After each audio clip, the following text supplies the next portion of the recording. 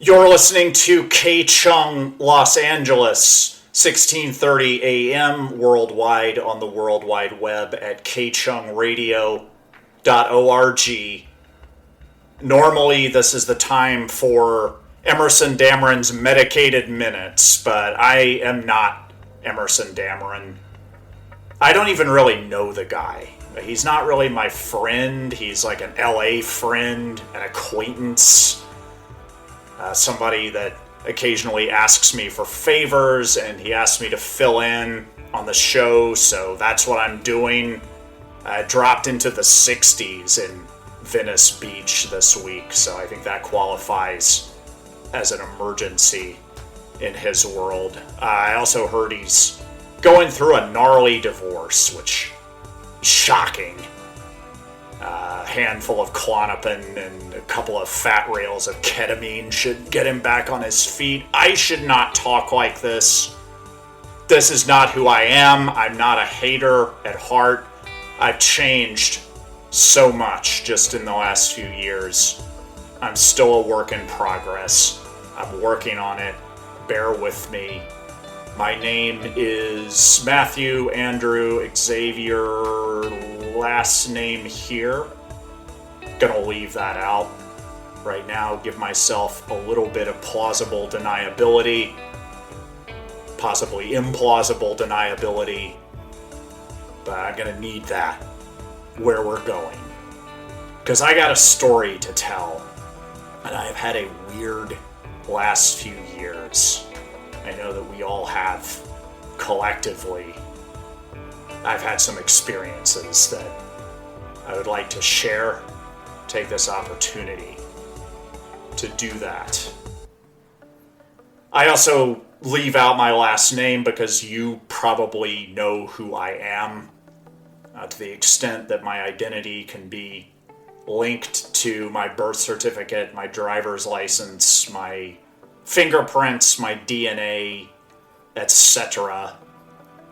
I feel like I've become a very different individual just quite recently. I've gone through some epic transformations in my life, but none of them quite as profound as the one that I've gone through over the last few years. But if you heard the name, you would probably recognize it. Because I used to be somebody. I was somebody for a while. For quite a while. All I had to do was exist. And I enjoyed all kinds of power and privilege just from the status that had accrued to me. There was a seemingly blessed time in my life when it didn't matter what I did. Because of who I was, I could do pretty much anything, and it was gonna succeed. And I was the envy of a lot of folks. I was surrounded by all kinds of people. I felt like I had connections. I felt like I was somebody. I've changed my view on some of that, and I think in retrospect, even at the time, it was quite empty and dissatisfying. And I don't know what you've been up to over the last few years. I know it's been a dramatic time full of upheaval for a lot of us. I know that's ongoing. About 3 years ago, in March of 2019, I almost tried to kill myself. I was standing on a freeway overpass near my old neighborhood, just west of downtown in Westlake. I was very close to jumping. And that's how I met my girlfriend. I was standing there on the bridge, my shaggy hair blowing in the breeze, the sun shining down. It was about 75 degrees, beautiful day in LA. And for as long as I could remember, I had been racked, tortured, and utterly defined by an all-consuming grief. And there is no way to do justice to grief through description. I think people use it to describe all kinds of different things because grief is every emotion at once. It is the black on the color palette of emotions. It is so much, so densely packed, so difficult to express. It recontextualizes everything about your experience. It reshuffles your memories. You're not thinking about the future. You're present focused in the most painful possible way. It was torture. It was wrecking my insides. And it had been for as long as I could remember, which on the calendar had not been that long that I've been this deep in it, but it changed who I was. So who I was inside of that overwhelming grief was the only person that I had ever been and could possibly conceive of myself as being. It was unbelievably painful. There was no rest. There was no diversion, no pleasure, no catharsis. I wasn't sleeping, I wasn't eating, I was wasting away physically, psychologically, spiritually. Just a withering husk of a man. And I did not see any end to it. I could not imagine any release, any grace coming my way. And I'd been going through my life in some ways much as before, feeling every emotion at once, all the time, and feeling very, very guilty because I felt like this was self-inflicted. I felt responsible for getting myself here. I could only see my life as this line of dominoes that led right to this horrific moment that I was stuck in. And I was in so much pain and carrying so much weight. Nevertheless, surrounded by people, well-wishers, connections, LA friends. Even though I was being a prick, I was a jerk, I was a punk, I was not a nice person.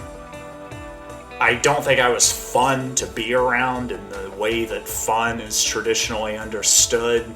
I was snippy and short with people and just a jerk. And some people are not put off by that. Women in particular are not necessarily gonna ditch you because of acting like that. Not every woman is into that kind of behavior, but the ones who are really are. And I also had the advantage of having been previously pre-selected by one of the most brainy, beautiful, well-bred women that I've ever known in my life. And all of my LA friends knew her too. And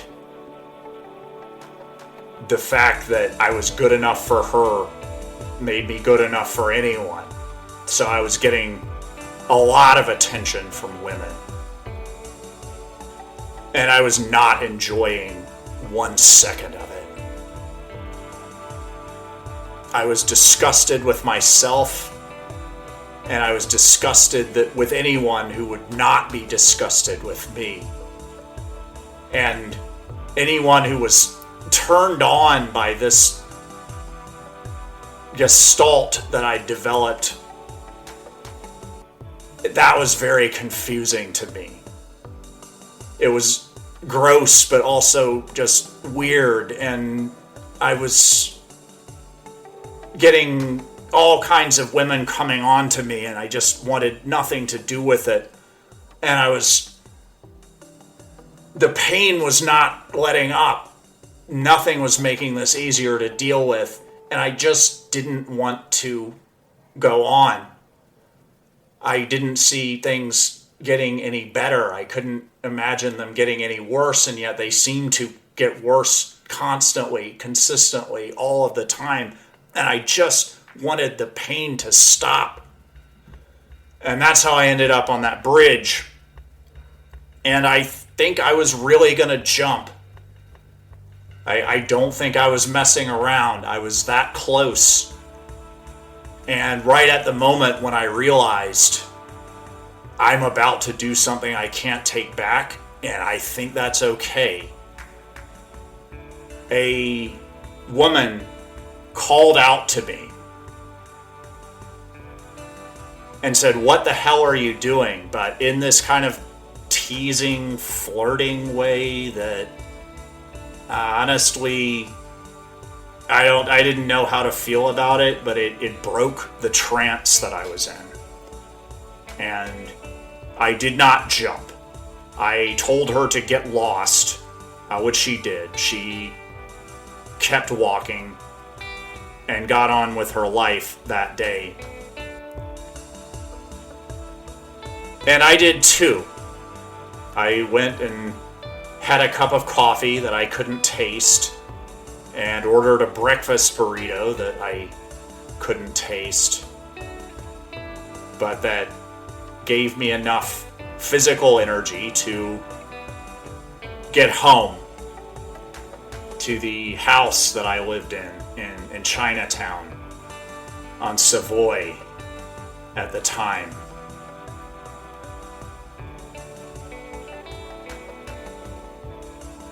That was the house that my ex-wife Rebecca and I had lived in for a number of years leading up to this juncture. And it was party central. That house was the place to be. All of my friends would hang out there. It's kind of just a rolling wing-ding get-together kind of thing. It was chill. Some people drank, but not too much. There were some good drugs, but nobody made too much of a scene. Everybody was too busy making the scene, because that place was the scene. That was the place to be. Everybody there was doing stuff. They had cool things going on. It was people you wanted to know.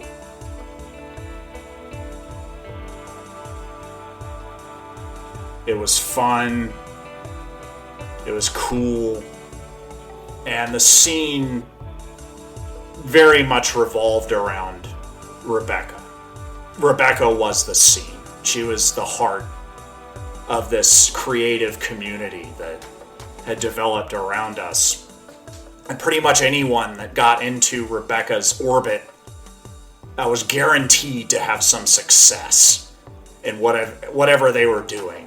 All kinds of people from different parts of the city that were engaged in different pursuits, that had different projects going on, would end up at this rolling party that we had going on at the house in Chinatown. And that would be a before and after experience for a lot of different people. You would meet people in that house and get to know them on a very powerful level where the creative energy was such that a lot of things came out of that world. A lot of projects were launched. A lot of people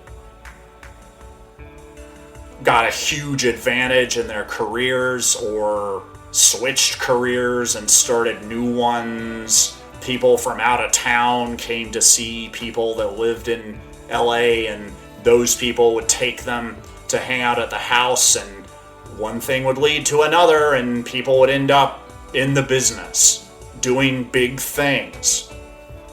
And I honestly think my ex-wife Rebecca gets most of the credit for that. Rebecca was a connector.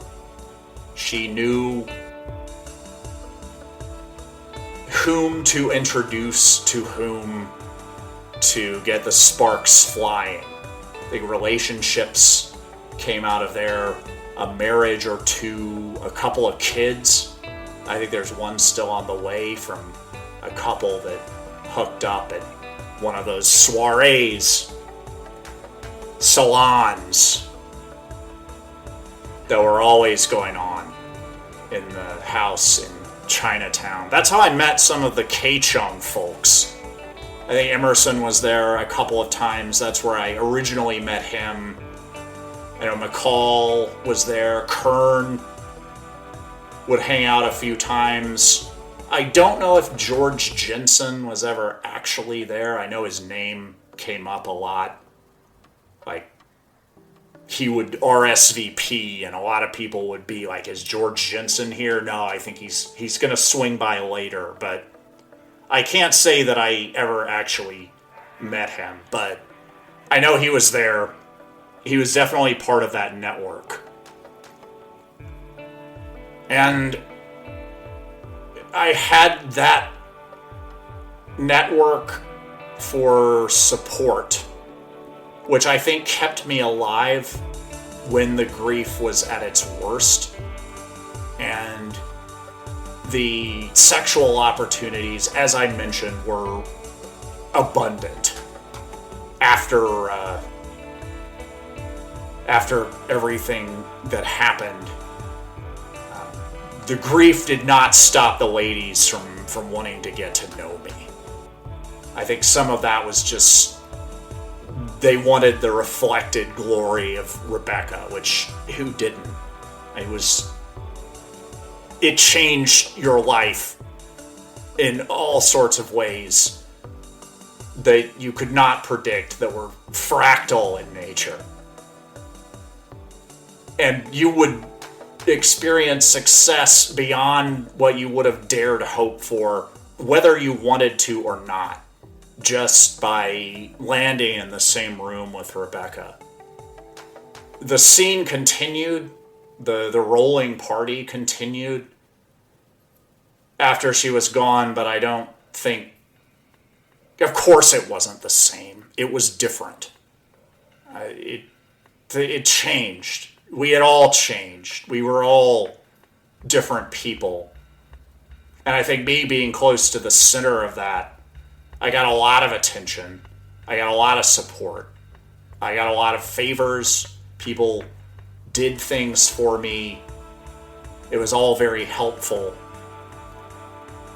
And I didn't feel a thing. I didn't feel grateful. I didn't feel like I was even there.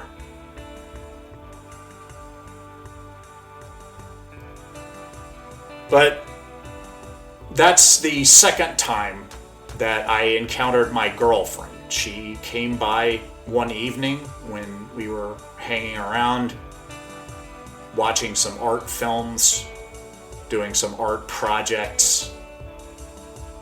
And she was there, and she recognized me from the bridge, and had recognized me when I was on the bridge from my stand-up that I did years and years ago. And we got to know each other a little bit better at the party, as people do. It's the kind of environment where that happens. And she was real. Like, she was cool, but in a real way. Genuine, earthy, soulful, very funny. Like, funny in a way that I hadn't been exposed to in a long time. She had known me from stand-up. I think she'd seen me at open mics. She was doing stand-up too at the time. I don't remember her. I saw hundreds, maybe thousands of people do stand-up when I was doing open mics, so it's not too unusual that I didn't remember her specifically. But we had that as a pretext to get talking, and she didn't mention to any of my other friends that she'd seen me on the bridge, which that was nice. She didn't tool me out, didn't let them know that she'd seen me at that low a point. I think that would have been unnerving for them. I think they knew I was going through a hard time, but they probably didn't know how bad it was. I had concealed that from them. I was not dealing with it myself. I was barely even there. And it was refreshing to talk to this person that seemed to be from the real world. She was doing some acting and still involved with some comedy stuff, but she also had a real job and had ties to the civilian world outside of the business, outside of the Hollywood bubble. And that was refreshing. She brought her own flavor to these get-togethers, and she started showing up pretty regularly, and we would always hang out and talk. And I think I was kind of a prick to her, as I was kind of a prick to everyone at the time. And she seemed to find it amusing. She would push back a little bit and tease me, and it was fun. There was some friction. There was some give and take. I had not had that for a while. People had been treating me delicately because of my grief and because of the state I was in, and it was refreshing to have somebody around who was maybe not with it in the way that my other friends are, and maybe it was just a little uncouth, just naturally. But it worked, and we obviously really enjoyed each other's company as much as I was capable of enjoying anything. She seemed to be really into me. I was getting the sign. She was playing with her hair, crossing and uncrossing her legs, etc. And it was a new flavor. It was a new experience that I hadn't really had in my life, and I was digging that. I was enjoying it on some level that felt largely theoretical, because I was still just not there. I was lost. I was physically existing, but not alive.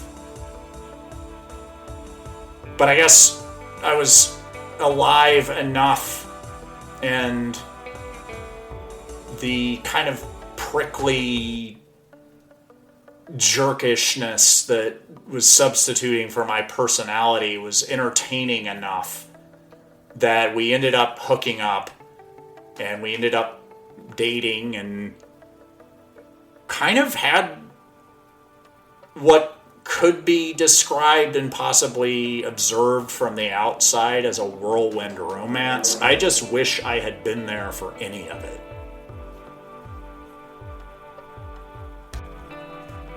hanging out with people has a different texture when your life is utterly defined by grief. I was still doing it. I always had people around. It's just how I was living at the time. I was terrified to be alone. I did not want to be isolated with my own thoughts. I didn't know what the possible consequences of that could be. I tried it a few times, and the last time I tried it, I almost jumped off of a bridge. So I knew that it was in my interests to have people around, and I had a lot of people that wanted to be around. People wanted to keep that scene going, and even though that party had been completely redefined, it was still going. People wanted to be there, people wanted to be part of it, and people wanted to make sure that I got through this, and helped me out in all kinds of ways. They made sure that I was healthy enough, not completely incapacitated, functional, I guess is what we were going for, which seemed doable under the circumstances, possibly the most ambitious that we could realistically hope to be. But people helped. They made sure that the succulents were watered, that the baseboards in the house were properly scrubbed, that everything that could be automated was automated, and that everything that needed to be maintained was properly maintained.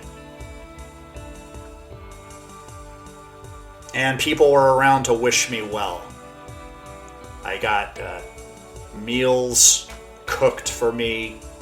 They would usually sit in Tupperware containers in the fridge, uneaten until I had to throw them away. I only ate as much as I needed to not start hallucinating, which some days I could get by on peanut butter and a banana. People made sure I was drinking water. I did stay properly hydrated.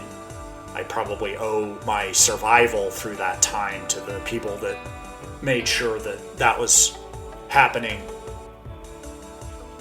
And I wish I had been grateful. I did express gratitude to people, and I did them favors in return as I was able, which I was able to do favors for people. I kind of related a lot at that time to Dougie Jones from Twin Peaks: The Return. The character played by Kyle MacLachlan, who lives in Las Vegas, and from what I can see, which I'm sure is informed by my own perspective, was experiencing something like the kind of overwhelming depression that I was. He was frozen. He could only communicate by mumbling. He was basically a life-size cardboard cutout being ushered through his life by people who cared for him, people that wondered what the hell was wrong with Dougie, but in a loving way. And much like Dougie Jones, I could not stop winning. Everything that I got involved with was a success. Every time I bought a scratch-off ticket from the convenience store of life, I hit the lottery just over and over and over again. If somebody did me a favor, gave me a ride, or made sure I was properly hydrated that day, I could make that person's career without even really trying. I could just give them a connection or an opportunity that would completely change everything for that person. And it had been like this for me for a hot minute. I had just been a King Midas kind of character. Even though I was not really any more than functional, I was a barely animated corpse. I was not kind to people. I was very much obnoxious and unhappy. But I was winning, and I couldn't stop, even if I tried. I tried to jump off of a bridge just to end my own winning streak, and that turned into a whirlwind romance. That is how my life was at the time. Most of the hard work that I have done in my life was front-loaded. I worked very hard when I moved to LA to make a name for myself and get eyes on my stuff. I was grinding for a few years, working very hard, taking no breaks. The only vacation time I took was when I was traveling. I was very busy and pretty happy because I was enjoying what I was doing, but it was hard work and I had no reason to expect that things were going to turn out in my favor. After I met Rebecca, I stopped doing things and started being somebody. I don't even know what I've done in LA for the last few years. I've had tons of executive producer credits. I've been involved in many different projects, mostly just by being in the room or coming up with the idea on a list of 10 ideas, all of which ended up making money and making people's careers and changing their lives, both people who are working on it and people that experienced the results of that work. Lives were transformed. Important ideas got out into the world. Stories were told that made people laugh and cry and think. And it was just all happening whenever I was around, just like magic. I didn't have to do anything because I was somebody. And I think a lot of that I owe to Rebecca. Rebecca was the queen of the somebodies. I don't even know if Rebecca has an IMDb page. I want to say she doesn't. There's one that I think is for somebody of the same name that kind of tapers off around 2015. Rebecca was just that powerful. Like, she made things happen. Things happened automatically whenever she got involved, and she didn't really have to do anything. And the same thing happened to me. When I got in her world, I became somebody, and everything I touched turned into a massive success. And everyone I met wanted to be me or wanted to sleep with me, or their life changed because of the experience of having met me and quote unquote worked with me, even though we were really just sitting around BSing and smoking a joint. We didn't even have to do a lot of work. It was fun. It started as fun for a living, and then I had so much money that I didn't even have to worry about making any more money, that it was just happening anyway, and everything I did was a massive success, and I hated every second of it. I wish I had been disgusted. I wish I had been able to feel anything. I didn't feel anything because I couldn't feel anything. I was thoroughly dead inside. Just racked with grief and guilt and not there for my own existence. And my girlfriend, God bless her, was not going to let that stop her from trying to get me back in the game. She was the only person who knew how low I was. She was the only person that had the courage to push back and tease me and push my buttons and get me a little bit riled up, but in a way that was playful and flirty and hot and fun in theory, and I wish I'd been there for it. Like I said, I was just not present. But she was present. And that was not nothing. She was very much there. And she felt like a lifeline. Like she showed me that experience was still possible. And I felt like for the first time in a long time, I could imagine a life where I could feel and do things again. And I didn't really believe it. I would wake up from that daydream and I would be back here in hell at full blast of the flames and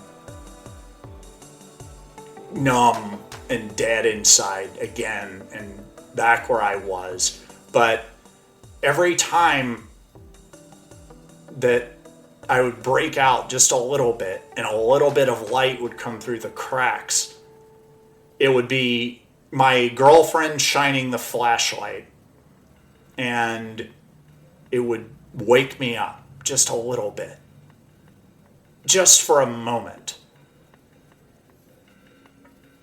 And she was just that kind of person. She liked to stir the pot.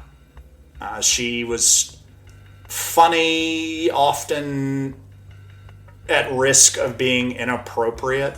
She would err a little bit on the side of being a little rude when that's what it took to liven things up. And my friends did not like her at all. Like, some of them were passive aggressive and kind of tried to hide it, and she got backhanded compliments when she did something funny or wacky, and your people would humor her when she went into her anecdotes that kind of went nowhere, but I enjoyed them anyway. But a lot of people would just start talking about something else midstream while she was talking. And I did not hear a lot of nice things about her when she was not in the room. When she went home early because she had to work the next day, people would talk a whole lot of smack about her to me, to each other. She was not well liked on our scene, which kind of made me like her even more, because this was new. This broke the pattern that my life had become. And I would have been excited had I been capable of it. But it was that promise of feeling excitement and improving the way that she did, and kind of leaning into her edge the way that she did, seeing her do that, feeling the way that she cared for me, even just a little bit, gave me some hope. And I realized that what I needed was something that broke the pattern. I don't know if I mentioned that my ex-wife, Rebecca, is dead. Yeah, it doesn't really feel real to me either, even now. It feels weird to say it. Like, I still, up until very recently, would refer to her in the present tense. And she still feels like a presence, or at least an absence.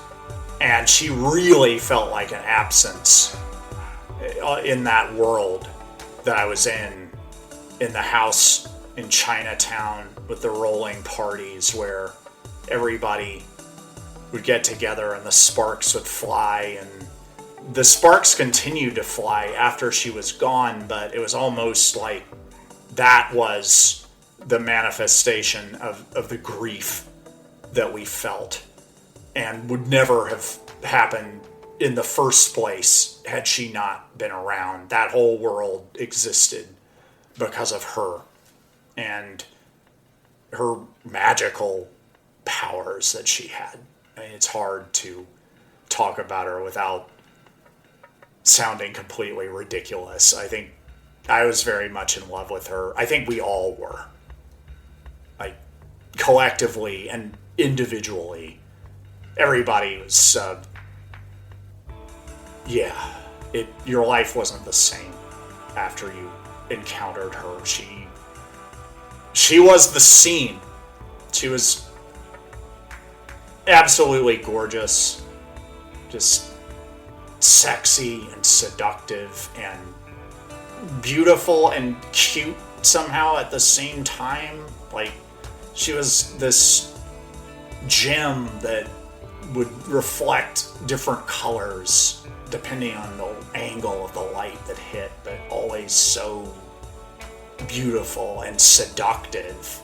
Wow, whenever you got into a conversation with Rebecca, it was like, it was just you and her and the other people in the conversation in that world. There was a world outside, but it only existed so that you could exchange witty repartee about it. Everything was in that world, and everything was her.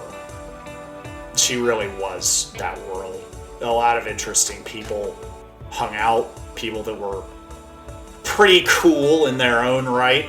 A lot of names that you'd probably be familiar with. I think a few that you're about to. I got a couple of friends from that world that are going to break out pretty big this year. Or so I've been told and have reason to believe. And I think the reason people like to be around Rebecca so much is that when you were in her orbit, like, you didn't really have to do anything. You became so much of that world that you could relax. And everybody was so chill around Rebecca. And I knew as her husband that I had serious competition. I mean, we were not monogamous. Monogamy exists because it was invented to stop peasant revolts, and it's not natural for humans to be monogamous, so we didn't even really try to do that. So it wasn't that I was worried about. There were other men in the world that we lived in that definitely wanted to get closer to her than they were, and saw me as a block to that. A meme lord Mitch, the guy with the red pants, was always trying to get in with Rebecca, and I don't know, it's weird. I hate meme lord Mitch, and I know that doesn't necessarily say anything good about me. I know that when I hate somebody, it's psychological projection, and it's my own qualities that I am scapegoating that person for having projected my own shortcomings and moral failings and whatever qualities I just happen to be annoyed by in my own psyche. I perceive them in that person, and ideally I can step back and reflect and take the opportunity for introspection and growth and realize that this is all inside of me, and this is my business to deal with. And I don't need to drag other people into it. But I really never wanted anything good to happen for Meme Lord Mitch. I was just shallow in this way that I found completely without charm. Like, just fake, saccharine, just a sleazy MF that I did not like, who obviously wanted Rebecca for himself. And that was the reality of being married to someone that has so many desirable qualities and became the center of gravity. Anytime she came into the room, you would end up dealing with guys like Meme Lord Mitch, and of course it was worth it. And I didn't even necessarily have a bad time with the guy. Like, we could joke around about pop culture garbage, which was the level that he was on in terms of what he wanted to talk about, and the work that he did was all this kind of, I think he's really into NFTs right now, like that kind of guy. I wasn't overjoyed that he was part of that world, but it made sense because everybody wanted to be around Rebecca, and cool people would be cool about it, shameless people would be shameless about it. And it was what it was. That's who I was and who we were, and that was the world we lived in. And she was Rebecca, and she was beautiful and brilliant, and she drowned. It was an accident. She drowned, and now she's dead. And that world spins on somehow, even though she's gone, and I will not be the same, and I will always love her.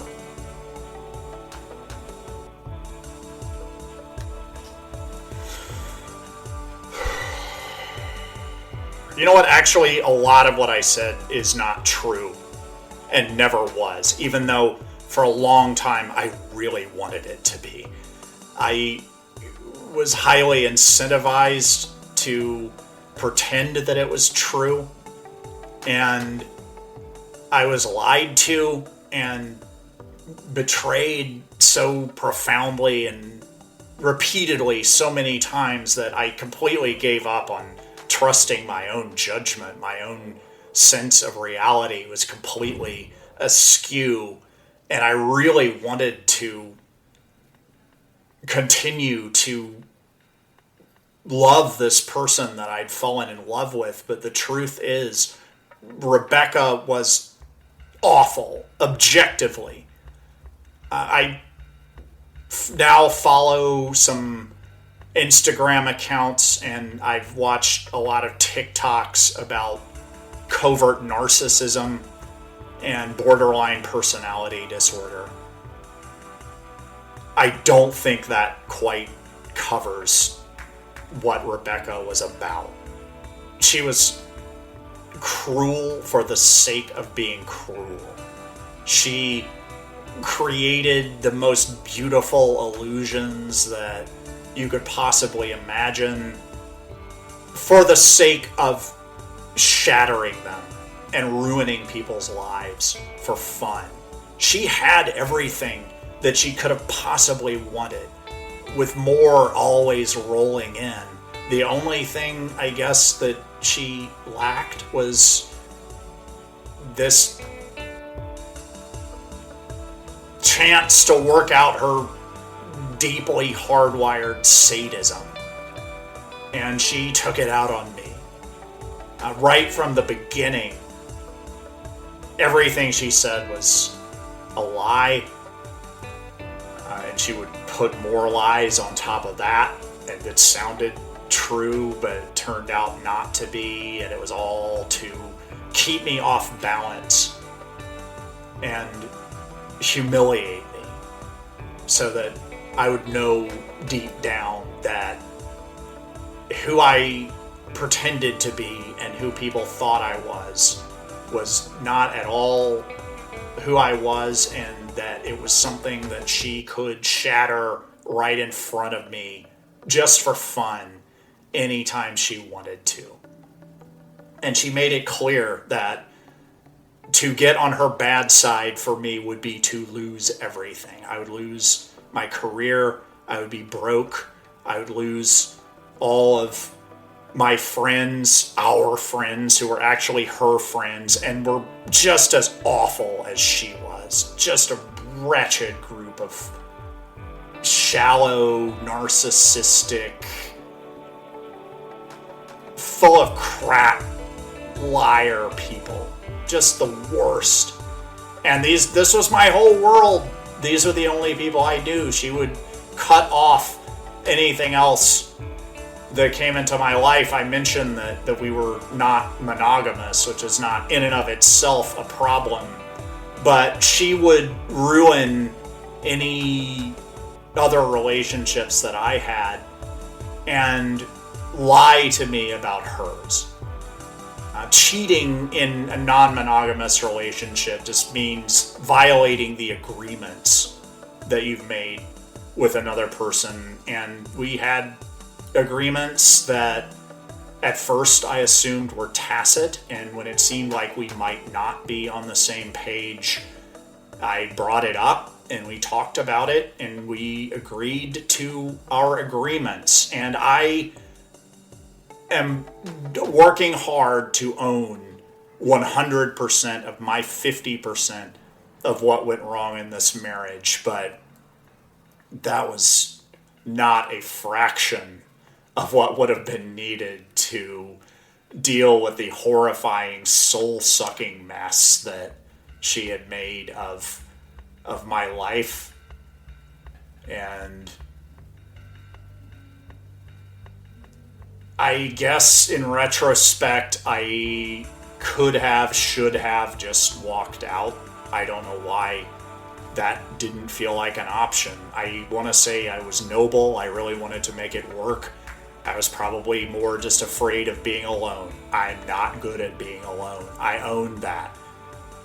But it just got worse and worse. We were together for a number of years, and each day was twice as awful as the previous, and more daggers would fly into my world, and more awful surprises would completely wreck me psychologically in ways that I can't even describe.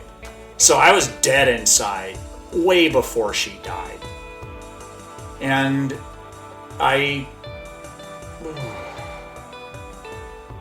it wasn't, strictly speaking, an accident. Rebecca told me that she had exposed me to a new venereal disease that was circulating among the Hollywood elite. And she had got it from Meme Lord Mitch, because of course. And now I had it. And that was that. And she laughed. She thought it was funny. And I went into a fugue state. And I'd like to say that had you been in my place, you would understand. I never claimed to be a radical feminist, and I don't expect to get the same kind of dispensation that would go to like the Thelmas and Louises of the world. And I don't even really remember what happened. I went into a fugue state I remember taking a boat out into the Pacific Ocean. I remember coming back on a life raft alone. And I remember going to the morgue in downtown LA and identifying the body of an unknown woman who was not at any realistic expectation of being identified by anyone else. I told them that's my wife, Rebecca. And that's what I've been living with. I should have just left. There were so many times I should have just left. And then after that, I can't tell anybody about this. That's why I was dead inside. I was an awful person. I'd done a terrible thing. I felt deep, genuine guilt and remorse.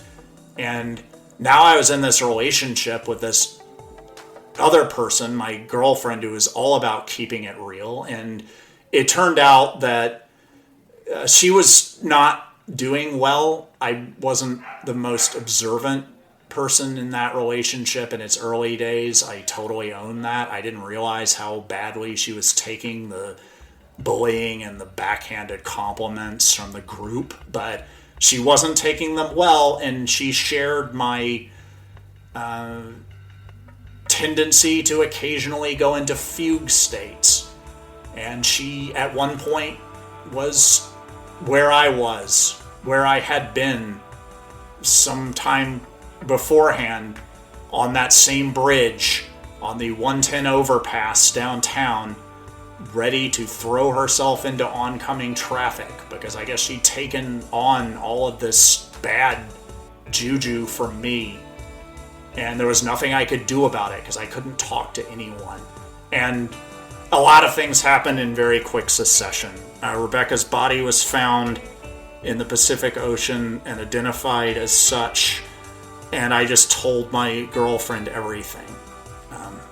She was the first person, and you're the second, that know all of this, the last part of this story.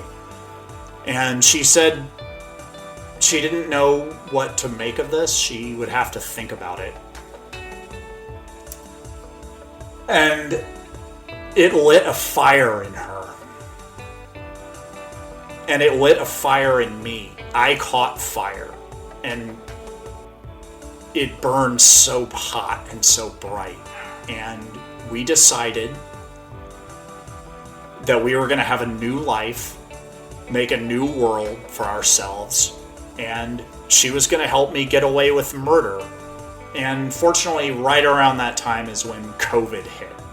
So the LAPD had been sniffing around for a while, wondering what was really going on. I hadn't really thought about it because I wasn't really thinking about much of anything. But when the body appeared, they investigated me for murder, and I worked very closely with my girlfriend to get us out.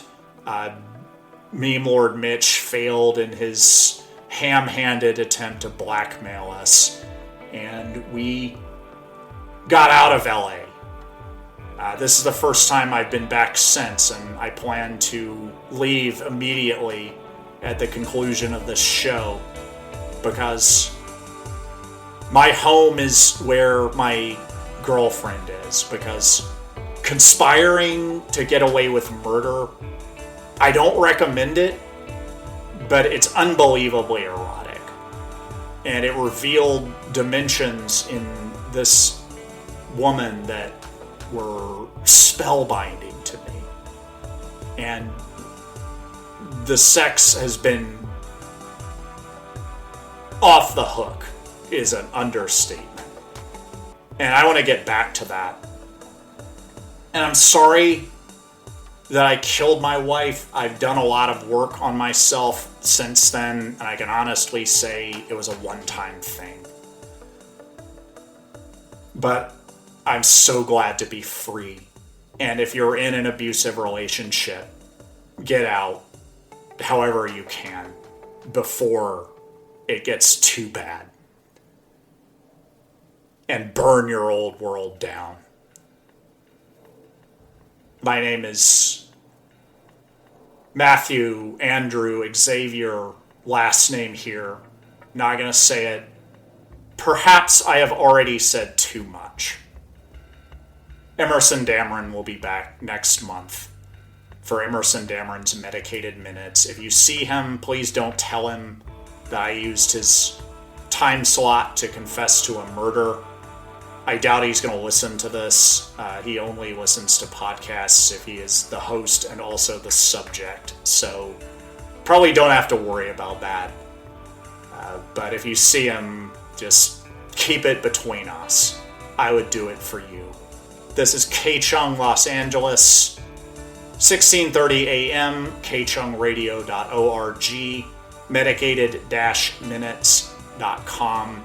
Levity saves lives. Music is from Visions of the Universe. Everything else is not by Emerson Dameron, who is not responsible for any of its content. This is K-Chung.